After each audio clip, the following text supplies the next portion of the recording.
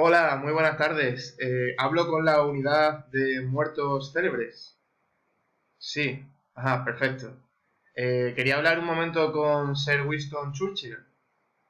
Ujú. ¿Cómo que no hay ningún Churchill? Bueno, espera. Perdona, con Sir Winston Churchill. Churchill. Vale. ¿Ahora se pone? De acuerdo. Muchísimas gracias, Hola, Winston, ¿qué tal? Mira, que tengo que decirte que, bueno, que en este vídeo les voy a hablar de la guerra de Vietnam y de la carrera espacial y me he dado cuenta de que en este caso pues que no voy a poder mencionarte, ¿vale? Sí, ya les he hablado del telón de acero, sí. Sí, lucharéis en las playas, sí, en las colinas, sí. Ya te termino yo la frase. Sangre, esfuerzo, sudor y lágrimas. Sí, ¿ya qué más quieres que les diga? Si es que ya más no le puedo contar de ti. Tú no te agobies, de verdad, que te prometo que en el siguiente vídeo, de alguna manera, te meto, ¿vale? ¿De acuerdo? ¿Sí? Vale, venga, pero no te agobies por estas cosas, hombre, si ya más cosas tendrás tú que hacer ahora, estarás ocupado. Venga, un abrazo muy fuerte, yo también te quiero. Madre mía, de verdad, qué cansino, qué pesado, ¿eh? Es que me dice que si a Stalin sí, que si a Khrushchev, que si Lyndon Johnson, que si Kennedy, Adenauer, ¿y dónde está él? Bueno, a ver, amigo, que la vida avanza y ¿qué quieres que te diga? Bueno, lo dicho, queridos alumnos, que en este vídeo me voy a centrar en dos de los grandes procesos de la Guerra Fría, como son la Guerra de Vietnam y la carrera espacial. No me lío más, vamos a ello.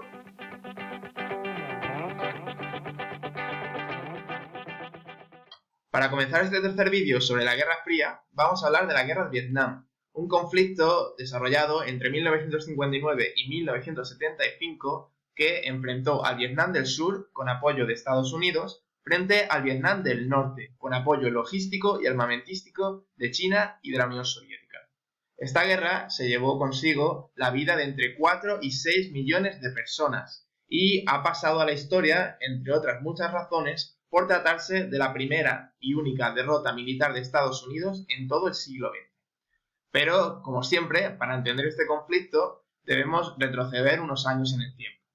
A finales del siglo XIX, las actuales Vietnam, Camboya y Laos formaban parte del Imperio francés, en lo que se conocía como Indochina francesa, al sudeste asiático. Sin embargo, la situación cambió a partir de 1941, cuando Francia, derrotada en la Segunda Guerra Mundial por la Alemania de Adolf Hitler, debió ceder esos territorios a Japón, aliado de los nazis. Durante el 41 y el 45, por tanto, la Indochina francesa va a estar bajo el control de los japoneses. Sin embargo, una vez Japón es derrotado en la Segunda Guerra Mundial en agosto del 45, los franceses se dispusieron a volver a controlar su antigua colonia.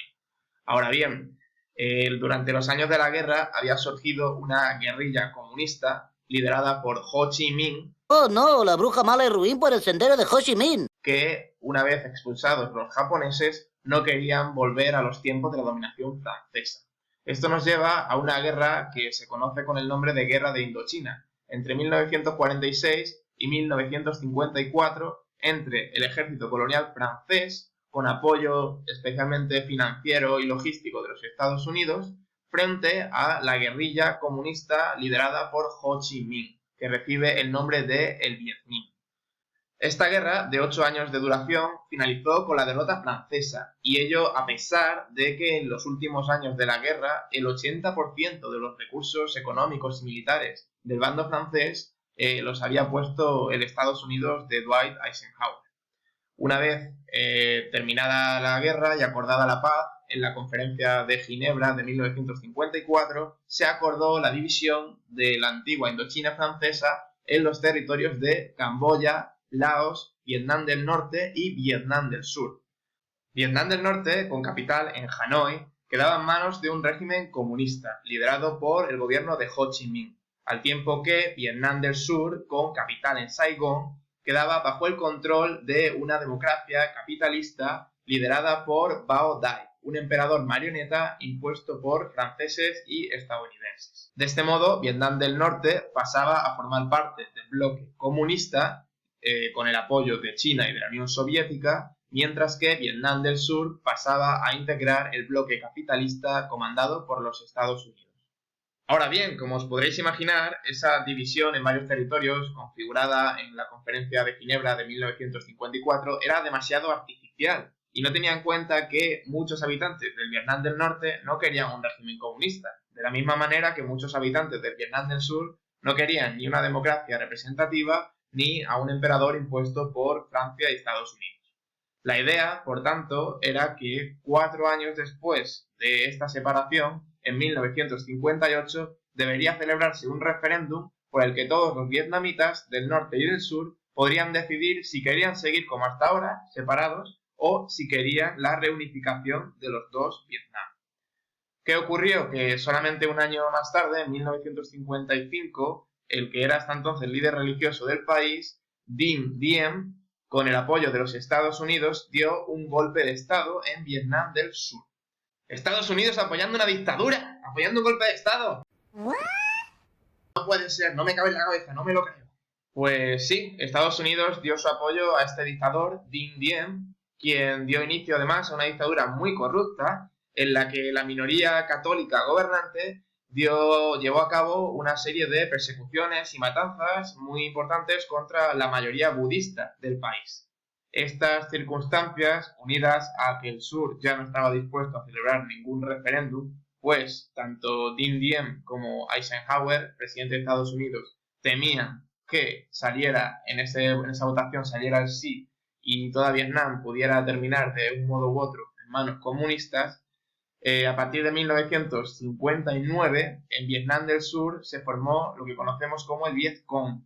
El Viet Cong era una guerrilla armada con el apoyo de Vietnam del Norte, pero que actuaba en Vietnam del Sur por medio de ataques terroristas y todo tipo de emboscadas, con el fin de desestabilizar el régimen capitalista del sur, conseguir el apoyo de la población campesina y lograr la unificación de los dos Vietnam bajo un régimen comunista, liderado por Ho Chi Minh.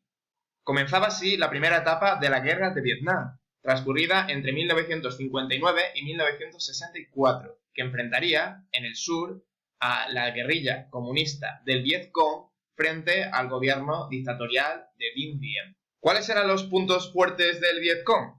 Bueno, por un lado que tenían el apoyo de buena parte de la población campesina del sur, y este apoyo lo conseguían con dos estrategias, o bien por las buenas, por medio de campañas de propaganda para hacer publicidad de sus grandes hazañas militares, o por otro lado por las malas. Siempre que un campesino se negara a prestarles el apoyo, ya se encargaba el Viet Cong de darle un castigo público, que se enterara todo el mundo de lo que le ocurría a aquellos que no quisieran apoyar a las guerrillas del Viet Cong. Pero, sobre todo, el gran punto fuerte de los soldados, de los guerrilleros del Viet Cong, era la impresionante red de trampas y de túneles que controlaban a lo largo de todo el sur del país. Estamos hablando de kilómetros y kilómetros de túneles que habían empleado en los años anteriores en las guerras contra franceses y japoneses, que contaban, imaginaos, con todo tipo de zonas de dormitorios, salas de estar, almacenes, polvorines, incluso enfermerías, hospitales y puestos de mando. Eran ciudades debajo del suelo, por decirlo de algún modo. Era impresionante. Tal era la importancia de estos túneles que permitían a los guerrilleros del Viet Cong esconderse por el día y atacar por sorpresa por la noche, que los vietnamitas del sur y los generales estadounidenses que entrarían más tarde en la guerra los conocerían con el nombre de los topos humanos o ratas de los túneles. ¿Y cuáles eran los puntos débiles del Viet Cong? Bueno, pues básicamente la falta de cash, de money, la falta de dinero y de suministros. También que eran poquitos, entre comillas, durante los primeros años de la guerra de Vietnam, o al menos no los suficientes como para poder invadir todo el sur. Por esta razón, en 1964, después de varios años de luchas en Vietnam del Sur, el régimen de Vietnam del Norte se decidió por fin a intervenir con su ejército en apoyo del Viet Cong en el sur. De este modo comienza a mandar tropas y entre el ejército del norte y el Viet Cong consiguen hacerse con el control de más del 60% del Vietnam del Sur, En este contexto, Estados Unidos decide entrar en la guerra en apoyo del sur. ¿Cómo lo hace? Pues simplemente finge que ha sido atacado uno de sus barcos por parte de Vietnam del Norte y así encuentra la justificación para entrar en la guerra. ¿Estados Unidos mintiendo para entrar en una guerra en un país lejano? ¿Qué cosa más rara dices, Alejandro? No soy capaz de creerte, esto no ha pasado nunca en la historia. Bueno, pues Estados Unidos entra en la guerra. Good morning, Vietnam! Time to rocket from the Delta to the DMZ. Un conflicto en el que participará entre 1964 y 1973, llegando a aportar hasta el increíble número de 2.500.000 soldados a las batallas en Vietnam. Por su parte, Vietnam del Norte recibirá el apoyo durante esta etapa de la Unión Soviética y de China. En el caso soviético será fundamentalmente apoyo financiero y armamentístico, como por ejemplo los famosos Kalashnikov AK-47, y en el caso chino llegarán incluso a participar cerca de 200.000 soldados, pero nada que ver con los 2.500.000 soldados estadounidenses que lucharon en esta guerra del bando de Vietnam del Sur. En este tiempo, los ejércitos de Estados Unidos y de Vietnam del Sur consiguieron recuperar buena parte del territorio perdido, e incluso adentrarse en territorio enemigo, y ello gracias principalmente a los bombardeos aéreos que Estados Unidos protagonizó no solo sobre Vietnam del Norte, sino también sobre Laos y Camboya, dos países vecinos y neutrales en esta guerra que fueron atacados, bombardeados sistemáticamente por los Estados Unidos, que de este modo se saltó por el forro todos los tratados internacionales. Sin embargo, con el paso de los años, los avances no eran lo suficientemente significativos para ninguno de los dos bandos, y en Estados Unidos la opinión pública era muy contraria a la continuación de esta guerra que la población estadounidense no llegaba a comprender. ¿Qué hacían sus soldados luchando allá tan lejos, en lo que en España se llamaba la Conchinchina? Pues bien, en 1973, con Estados Unidos incapaz de avanzar y los ejércitos de Vietnam del Norte y el Vietcong cada vez con mayores dificultades, se decide acordar una paz. Se llega a los acuerdos de paz de París de 1973, que establecen básicamente la retirada de los Estados Unidos del conflicto. Pero eso no significa que la guerra no continúe entre los vietnamitas. De hecho, lo que significa es que Vietnam del Sur ahora estará sola contra sus enemigos de Vietnam del Norte y del Vietcong. El resultado es que en apenas 2 años los vietnamitas del norte, el ejército norteño, es capaz de arrasar sin demasiadas dificultades el sur y de conquistar su capital, Saigón. De este modo, en 1976, definitivamente, Vietnam será reunificado por el norte y surgirá por fin un Vietnam unificado con ideología comunista. Y os preguntaréis, ¿por qué le dedicas tanto tiempo a una guerra que tuvo lugar hace tanto tiempo en un país tan lejano? Pues bien, en primer lugar, por el altísimo número de víctimas, y es que hablamos de entre 4 y 6 millones de fallecidos, más de la mitad de ellos población civil. Por otro lado, por tratarse de la única derrota militar de Estados Unidos en todo el siglo XX, que significó la pérdida del control por parte del bloque capitalista del sudeste asiático y la consolidación de regímenes comunistas en los países de Vietnam, Camboya y Laos. Y por otra parte, por la especial crueldad de este conflicto, en el que Estados Unidos no dudó en bombardear bosques y ciudades enteras y emplear armas químicas para lograr sus objetivos. Os hablo, por ejemplo, del napalm, un combustible gelatinoso, altamente inflamable y que arde lentamente, empleado para fabricar bombas incendiarias capaces de consumir con su fuego poblaciones enteras, que fue utilizado sistemáticamente por la aviación estadounidense, pero también de la agente naranja, un herbicida compuesto por el veneno más tóxico del momento, capaz de arrasar cultivos y bosques enteros en menos de 24 horas, para así poder detectar más fácilmente a los soldados del Vietcong que aprovechaban las condiciones de la selva vietnamita para obstaculizar el avance enemigo. Las consecuencias de este terrible agente naranja, que en los seres humanos provoca todo tipo de cánceres, enfermedades respiratorias, problemas en la piel y en los órganos y enfermedades congénitas, continúan a día de hoy, con más de 500.000 casos registrados de niños con cánceres prematuros y deformaciones de todo tipo. Y todo ello sin olvidar los terribles efectos de las bombas convencionales. Para que os hagáis una idea de la dureza, de la tremenda dureza de los bombardeos estadounidenses en la guerra de Vietnam, basta con decir que el número de bombas lanzadas fue más de 3 veces superior a todas las bombas lanzadas por el bando aliado durante la Segunda Guerra Mundial en Europa Occidental y Asia juntas. En el caso de Laos, además, el New York Times calcula que Estados Unidos lanzó 1 tonelada de bombas por cada habitante del país. Estos son más de 80 millones de bombas en total, muchas de las cuales no explotaron y permanecen aún dispersas por todo el país. Otro episodio que merece la pena destacar es el que tiene que ver con la altísima presión a la que estuvieron sometidos los soldados estadounidenses durante la guerra de Vietnam.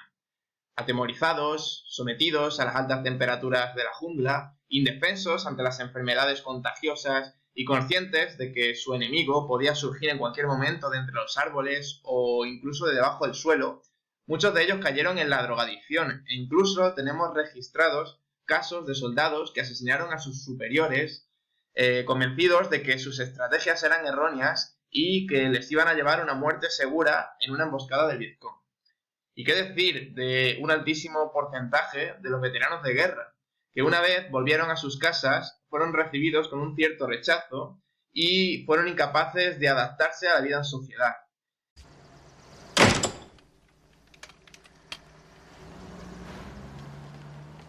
¿Qué ocurre? ¿Estás borracho otra vez? Hola, mamá. Estás borracho. Eli, nuestro hijo es un alcohólico. Deja eso. ¿Quieres dejar eso? Dámelo. Tendrás que irte de esta casa. ¿Crees en esto, verdad, mamá? Aquí no te quiero. Tú crees Si en sigues esto, bebiendo, pero yo no. tendrás que irte de aquí. He dejado de creer en Dios. Vete a Él la solo cama, pasó cariño, 3 no te días de preocupes, agonía. yo Yo me tengo que ocupo de cargar él. con esto el resto de mi vida. Ojalá estuviera muerto como él. No sabes lo que dices. La cuestión es que no estoy muerto. Estoy condenado a vivir. He de vivir atado a esta silla de ruedas para que os acordéis de Vietnam. No queréis saber nada, os negáis sabernos, nos tenéis ocultos y queréis escondernos porque todo es una mierda. He sido un maldito imbécil. No hace caso ni me escucha. Ronnie, por favor, haz lo que te dice tu madre. En esta casa no queremos Creí borrachos. todo lo que me decíais. Ve a luchar, ve a matar. Soy sargento de los marines, pelotón, izquierda, derecha, izquierda, derecha, izquierda, derecha, ar. Un atajo de mentiras, para mentiras, mentiras. ¡Basta ya! Métete en la cama hasta que se te pase. ¿Pero qué es lo que te han hecho en esa guerra? ¿Qué te ha ocurrido? Necesitas ayuda, Ronnie. Tú eres quien la ayuda. necesitas. Tú y tu Dios con qué tus pasa? malditos sueños de Vas a esperar al grandeza. vecindario. ¡Te avergüenzas de mí! No, Tommy, hijos, iros a dormir. lo que ¿Queréis? necesites Vamos, es despejarse. iros a la Deja que cama. hable con Esto él. es asunto de ¡Que te Tommy. jodan! No le hables así a tu madre. ¿Qué es lo que has dicho? ¿Cómo te atreves a decirme eso? ¡Jodeos! ¿Quieres que se Ronnie, enteren ya los está ¡Que se vecinos? enteren! ¡Contádselo todo! ¡Contádselo! ¡A los Cusack! ¡A los Camaletti! ¡A los Walsh! ¡Contádselo todo! ¡Contadles lo que le han hecho! Van a llamar a la policía. Lo que le han hecho a este pueblo, a todo ¡Cállate! el ¡O país. llamarán a la policía! Nos enviaron a Vietnam para matar comunistas. Matamos mujeres y niños. Tú no has matado a mujeres y niños, ¿pero qué La iglesia dices? nos bendijo. El comunismo era peor que el demonio. Eso es lo que Nos decían. dijeron que debíamos ir. Sí, eso fue lo que nos dijeron. También dicen no matarás, mamá. No matarás a mujeres y a niños. No matarás, ¿lo recuerdas? ¡Basta ya! No fue eso lo que me ¡Basta ya! enseñaste. Nos lo enseñaron a todos. Eso fue. ¡Basta! ¿Y a qué se debe este rechazo por parte de la sociedad estadounidense a sus soldados, a sus héroes de Vietnam? Quizá en parte se deba a la derrota en la guerra, pero también al hecho de que la de Vietnam fue la primera guerra televisada de la historia, en la que en todo momento los periodistas, los informativos, informaron a la población de los avances que se iban realizando en el conflicto. Este hecho favoreció a la propagación de una ola pacifista en todo el país, contraria a la guerra que llevó a cabo todo tipo de manifestaciones y actos en favor de la paz. La guerra de Vietnam, por tanto, favoreció también al desarrollo de la llamada contracultura de la década de los 60, un fenómeno cultural antisistema que dio pie a nuevas ideas y actitudes como la del movimiento de los hippies, que era partidario de la paz, el amor libre, la revolución sexual, el consumo de drogas, pero también la música de los Beatles, que rompió todos los cánones establecidos y dio pie a toda una serie de nuevos géneros y estilos musicales. Asimismo, las nuevas películas de Hollywood, más valientes y atrevidas y libres de esa autocensura que habían tenido durante los años anteriores, y todo tipo de movimientos nuevos como el de la liberación de la mujer, el ecologismo o la igualdad entre blancos y negros, movimiento este último que tuvo en estos años, en los 60, a oradores de la talla de Malcolm X o Martin Luther King, que nos hablaba de su sueño, I have a dream. En este contexto, una vez finalizada la guerra, se hablará del llamado síndrome de Vietnam, que es como se conoce al sentimiento de derrota y de impotencia que acompañará a la sociedad estadounidense durante las décadas de 1970 y 1980. Y es que para la sociedad estadounidense no sería nada fácil asumir que habían sido derrotados por un país subdesarrollado en un conflicto que se había llevado consigo 60.000 hombres fallecidos en combate, otros 300.000 heridos, muchos de ellos paralíticos, sin algunos miembros de su cuerpo, con enfermedades mentales o con adicción a las drogas, y que había costado miles de millones de dólares. Y todo ello, además, conscientes de que Estados Unidos quizá no era ese país libertador de otros pueblos oprimidos en otras partes del mundo, esa idea que siempre habían tenido de sí mismos, de un pueblo que ayuda a los demás, el pueblo de la libertad, de la solidaridad, de la democracia, sino que quizá Estados Unidos no era más que un país que lo que estaba haciendo en los últimos años era llevar precisamente la miseria, la destrucción y la devastación a esos países lejanos. Y bueno, si después de todo esto aún te quedan más ganas de aprender más cosas sobre la guerra de Vietnam, o al menos de pasar un rato entretenido en relación a este tema, pues ahí tienes películas de la talla de Forrest Gump, Nacido el 4 de julio, Good Morning Vietnam, Rambo o Apocalypse Now.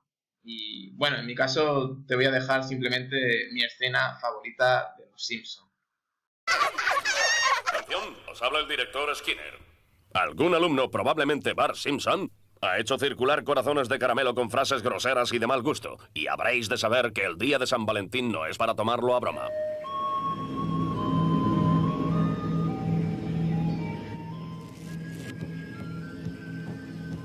Tarjeta de San Valentín para tu novia, ¿eh? Sí.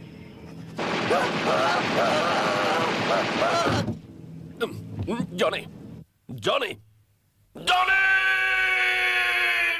Toma ya, le he hecho perder el tarro.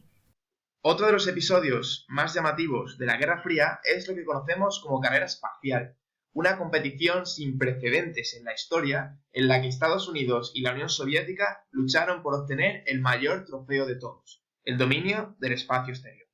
Y es que, en la época del miedo ante una posible guerra nuclear, a ninguno de los dos bloques le venía nada mal ser el dueño y señor de todo lo que sucedía por allí arriba. Y ello sin dejar de lado que, a ojos de la opinión pública, cada logro conseguido en esta batalla por el control de los cielos significaba poner en evidencia cuál de las dos superpotencias se encontraba un escalón por encima de la otra en los campos de la ciencia y la tecnología, y por tanto también en el campo militar. Por esta y otras razones, entre los años 1957 y 1969, tanto soviéticos como estadounidenses gastaron sumas desorbitadas de dinero para conseguir la supremacía más allá de la atmósfera terrestre. Y lo cierto es que durante los primeros años, durante más de 10 años, podríamos decir, todo parecía indicar que la Unión Soviética se alzaría con la victoria final. El primero de los grandes hitos en la carrera espacial lo consiguió la Unión Soviética cuando el 4 de octubre de 1957 logró lanzar al espacio el primer satélite artificial de la historia, el Sputnik 1, que era poco más que una esfera de aluminio de algo más de medio metro de diámetro y con 4 largas antenas de entre 2,5 y 3 metros de longitud, que por un lado permitió a los soviéticos conseguir una serie de datos, informaciones interesantes acerca de la presión y de las temperaturas en las capas más altas de la atmósfera, así como sobre la propagación de las ondas de radio en la ionosfera. Pero sobre todo lo que significó fue una bofetada en la cara para los estadounidenses, porque con este lanzamiento del Sputnik al espacio, la Unión Soviética dejaba en ridículo las palabras de Eisenhower y algunos de sus ministros que durante la década de los 50 habían presumido una y otra vez de que iban a la vanguardia tecnológica, de que a nivel científico, tecnológico y militar eran muy superiores a los soviéticos.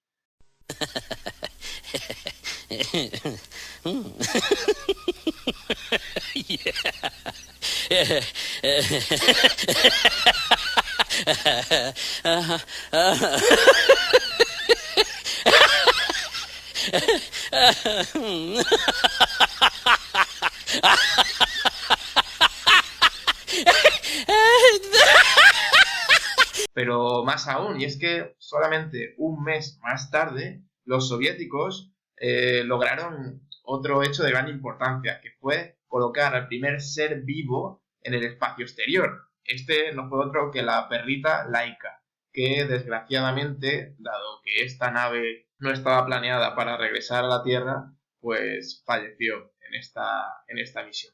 Pero bueno, siempre te querremos, Laika, siempre en nuestro corazón. Era rusa y se llamaba Laika. Ella era una perra muy normal. Pasó de ser un corriente animal a ser una estrella mundial. La metieron dentro de una nave para observar la reacción. Ella fue la primera astronauta en el espacio exterior. Estos grandes logros soviéticos desencadenaron una respuesta por parte de Estados Unidos, que lo estaba flipando totalmente con todo lo que había conseguido su enemigo en tan poco tiempo. Así que, desde este momento, los estadounidenses se espabilan. En enero de 1958 lanzan su primer satélite artificial al espacio exterior, en este caso el Explorer 1.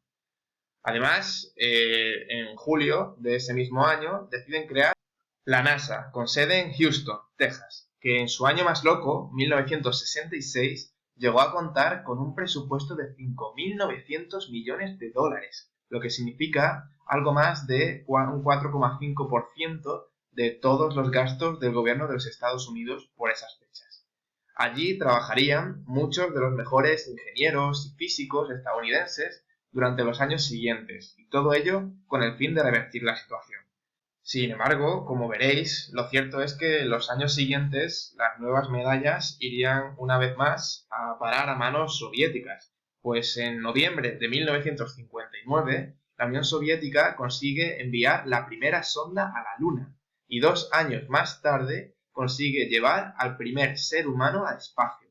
Os estoy hablando de Yuri Gagarin, un piloto de cazas soviético que fue elegido entre más de 3.500 candidatos, todos ellos pilotos.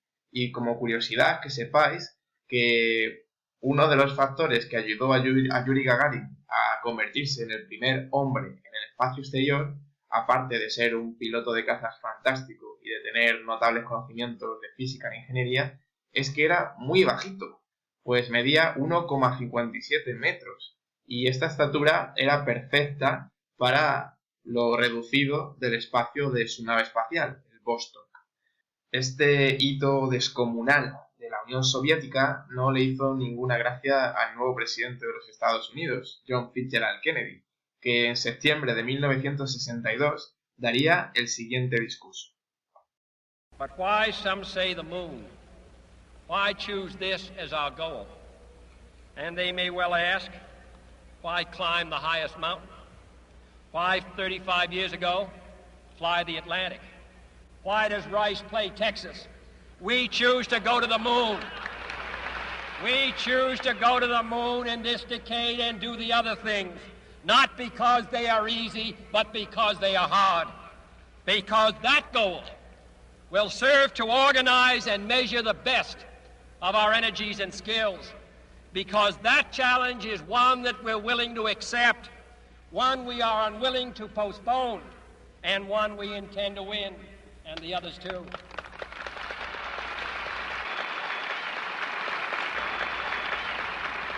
we shall send to the moon 240,000 miles away from the control station in Houston, a giant rocket more than 300 feet tall, the length of this football field, made of new metal alloys, some of which have not yet been invented, capable of standing heat and stresses several times more than have ever been experienced, fitted together with a precision better than the finest watch, carrying all the equipment needed for propulsion, guidance, control, communications, food, and survival on an untried mission to an unknown celestial body, and then return it safely to Earth, re-entering the atmosphere at speeds of over 25,000 miles per hour, causing heat about half that on the temperature of the sun, almost as hot as it is here today, and do all this, and do all this, and do it right, and do it first. Before this decade is out, then we must be bold.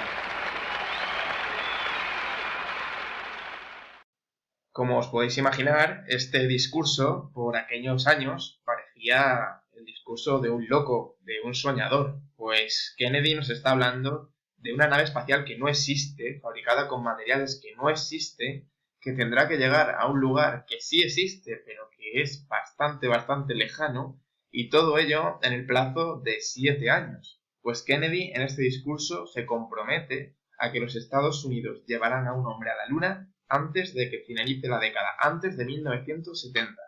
¿Lo conseguirá?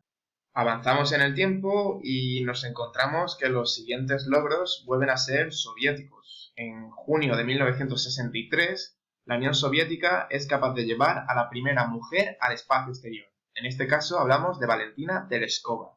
Y solamente 3 días más tarde, los soviéticos consiguen realizar el vuelo espacial en solitario más largo hasta el momento, estableciendo un récord de 5 días en el espacio para Valery Vygotsky. Llegamos así al año 1965, cuando, gracias al desarrollo de los programas Géminis y Apolo, Estados Unidos, por primera vez en toda la carrera espacial, consiguió ponerse al frente, a la cabeza, en esta particular competición. Entre los grandes hitos que lograron en los años siguientes, cabe hacer mención, en primer lugar, al primer paseo espacial por parte de un hombre estadounidense conseguido por Edward White en junio de 1965. Fue un viaje en el que Ed White realizó 66 órbitas a la Tierra y en la tercera de ellas salió de la nave durante 21 minutos y se convirtió en el primer hombre en la historia capaz de controlar sus propios movimientos en el espacio con la ayuda de un equipo de maniobras. Ed White, desgraciadamente, fallecería solo unos años más tarde en el contexto de la misión Apolo 1. Concretamente, cuando estaban realizando una serie de pruebas antes de poner en marcha la misión, dentro de la cabina, el propio Ed White y sus compañeros Gus Grissom y Roger Chaffee murieron calcinados a causa de un incendio que fueron incapaces de solucionar, tan solo unos segundos. Ese mismo año, en diciembre de 1965, los estadounidenses lograron otro hito bastante reseñable, que fue el acoplamiento de las naves Géminis 6 y 7 a nada menos que 7.257 kilómetros de la Tierra. Este acoplamiento, que fue logrado por los astronautas Scott y Neil Armstrong, quizá te suene este último, que por cierto estuvo a punto de perder la vida en esta misión, consistía básicamente en la unión de 2 naves espaciales diferentes en el espacio. Esta misión era fundamental para que, si en algún momento Estados Unidos quería llevar una misión tripulada a la Luna, la nave principal y el módulo lunar pudieran separarse y volverse a unir. Un año más tarde, el 29 de agosto de 1966, los Estados Unidos lograron mandar la primera imagen de la Tierra tomada desde la Luna. Ya habían conseguido llevar una sonda a la Luna varios años antes, ahora nos mandaban la primera fotografía desde la Luna, que es la que podéis ver en la imagen. En 1967 quizá tuvo lugar uno de los mayores avances para Estados Unidos, que fue la construcción del Saturno V, que es nada menos que el cohete más potente fabricado hasta la fecha y que fue una de las grandes razones por las cuales el viaje del Apolo 11 triunfó.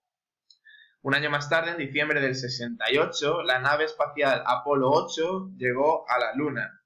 No hubo un alunizaje, los astronautas no pisaron la Luna, sino que se limitaron a realizar varias órbitas alrededor de ellas durante varias horas para decidir dónde se iba a llevar a cabo el alunizaje y tomar una serie de datos e informaciones necesarias para el alunizaje final. Ahora sí, después de esta larga carrera espacial en la que soviéticos y estadounidenses tiraron la casa por la ventana para lograr el dominio de los cielos, llegamos a julio de 1969, fecha en la que tendría lugar la misión de las misiones, esa que dejaría a todas las demás en un segundo plano, aquella que haría realidad uno de los grandes sueños de la humanidad desde que los primeros Homo sapiens sapiens comenzaron a contemplar los astros y las estrellas para preguntarse si sería posible algún día llegar hasta ahí arriba. Hablo, por supuesto, del Apolo 11, una misión llena de problemas e imprevistos que, contra todo pronóstico, hizo realidad el sueño de John Kennedy de llevar a un hombre a la Luna antes de 1970. Los protagonistas del Apolo 11 fueron Neil Armstrong, comandante de la misión, Buzz Aldrin, piloto del módulo lunar y que daría su nombre a nuestro querido Buzz Lightyear, y Michael Collins, piloto del módulo de mando. Los responsables de este hito, más de 400.000 ingenieros, técnicos y científicos que llevaron adelante el programa Apolo, el cohete Saturno V, el más potente de su época, la nave Columbia, que llevó a los astronautas hasta la órbita lunar, y el módulo lunar o Eagle, el Águila, que usaron Neil Armstrong y Buzz Aldrin para alcanzar la superficie lunar. ¿Y el gran día? Pues el 20 de julio de 1969, cuando tras 3 días de viaje, el módulo lunar Águila, en el que viajaban Armstrong y Aldrin, se desacopló del Columbia a los mandos de Collins, entró en la órbita lunar y, tras un accidentado trayecto en el que casi todo falló, y Neil Armstrong tuvo que recurrir al pilotaje manual para reconducir el módulo lunar hasta la superficie, finalmente el Eagle tocó tierra. Faltaron 18 segundos, tan solo 18 segundos, para que la misión hubiera tenido que ser abortada por falta de combustible. 6 horas después del alunizaje, en el llamado Mar de la Tranquilidad, Neil Armstrong abrió la escotilla del Eagle y mientras viajaba por las escaleras, activó la cámara de televisión que retransmitiría las imágenes al mundo entero. Hablamos de 600 millones de personas pegadas a su televisor en el momento en el que Neil Armstrong pronunció las palabras más famosas de la historia. Este es un pequeño paso para el hombre, pero un gran salto para la humanidad.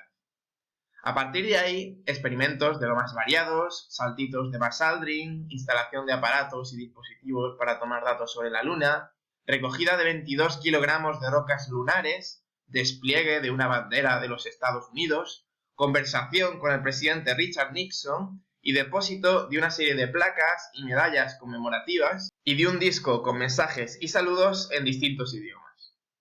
Algo más de 2 horas pasaron los 2 astronautas fuera del módulo lunar, en los que, por suerte, recordaron que debían dejar entreabierta la escotilla del Eagle, ya que no existía ningún dispositivo para abrirla desde fuera.